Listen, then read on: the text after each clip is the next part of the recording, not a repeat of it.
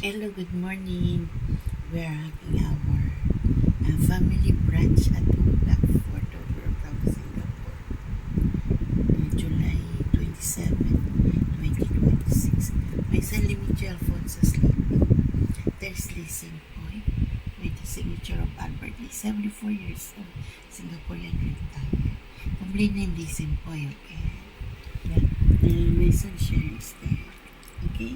We're having Mickey Beyond with fried chicken and eggs, sunny side eggs, okay? Enjoy folks at Tom Fort of Rovax. This is our family brunch.